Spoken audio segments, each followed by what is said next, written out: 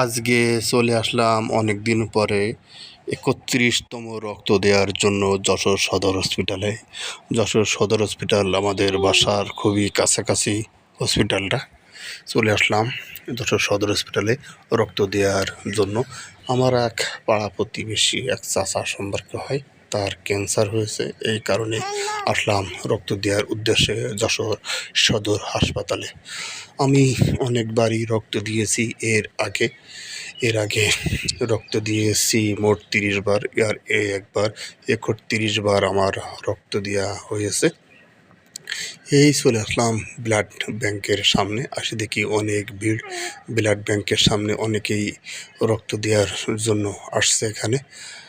তার ভিতর থেকে অনেক কষ্ট করে রক্ত দেওয়ার উদ্দেশ্যে আমিও ঢুকে পড়লাম। সিরিয়াল অনুযায়ী আমারও রক্ত দেওয়া শুরু হয়ে গেল। এই যে সেই ব্লাড ব্যাংকের পাশে রক্ত কর্মসূচি চলতেছে। আমার শরীর থেকে রক্ত নিচ্ছে। আমি শুয়ে পড়ে একটা হাতের মুঠির ভিতরে কী দিয়েছে জানি না, সেটা টিপাটিপি করতেছি।